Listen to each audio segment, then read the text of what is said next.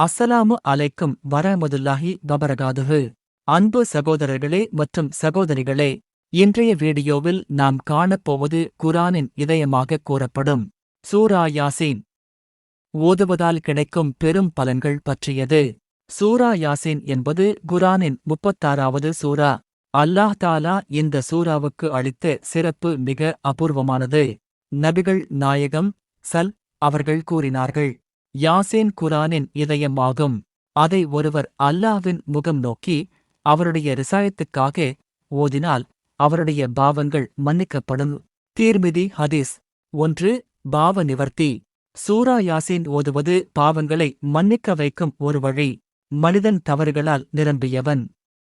ஆனால் மனமாற்றத்துடன் அல்லாஹ்வை நோக்கி திரும்பி இந்த சூராவை ஓதினால் அல்லாஹ் அவனுடைய பாவங்களை துடைத்து விடுவான். 2. மரணத்தின் போது அமைதி. ஹதீஸில் நபி அவர்கள் கூறினார்கள், மரணத்தின் நெருக்கத்தில் இருக்கும் ஒருவரிடம் யாசீன் ஓதுங்கள், அதனால் அவனுக்கு அமைதி கிடைக்கும். இது மரணத்தின் வேதனையை எளிதாக்கும், ஆன்மாவை அமைதியாக மாற்றும் ஒரு நன்மை. 3. மன அமைதி மற்றும் பயத்திலிருந்து விடுபடுதல். சூரா யாசீன் ஓதுபவர் மன அமைதியுடன் இருப்பார். மனதுக்கு துயரமோ கவலையோ வந்தால் யாசீன் ஓதுவதால் உள்ளம் தெளிவாகும். அல்லாஹ்வின் நம்பிக்கையால் மனம் உறுதியடையும். 4. வாழ்வில் ரிஸ்க், உணவு, வருமானம் அதிகரிக்கும். பல உலமாக்கள் கூறுகிறார்கள், சூரா யாசீன் ஓதுவதால் வாழ்க்கையில் தடைப்பட்ட ரிஸ்க் திறக்கப்படும். அல்லாஹ் அவனுக்கு எதிர்பாராத வழிகளில் உதவி செய்வான். நிதி பிரச்சனைகள், வேலைக்கான சிக்கல்கள், வீட்டில் நெருக்கடி, எதுவாக இருந்தாலும் யாசீன் ஓதுவது நம்பிக்கையை வளர்க்கும், வழிகள் திறக்கும். நோயிலிருந்து குணம் பெறுதல்.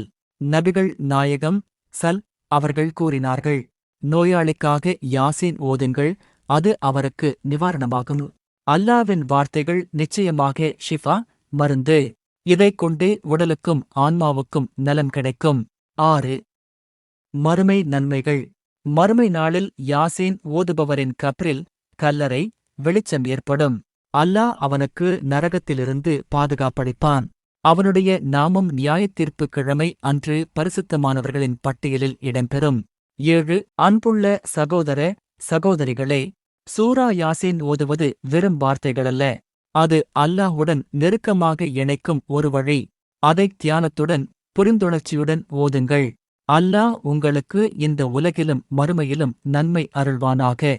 அல்லாஹ் நம்மை யாசீன் ஓதுபவர்களாக ஆக்குவானாக. அஸ்ஸலாமு அலைக்கும் வரஹ்மத்துல்லாஹி வபரகாதுஹு. பயான் ஹதீஸ் கேட்க நமது இஸ்லாமிக் சேனலை சப்ஸ்கிரைப் செய்யுங்கள். இந்த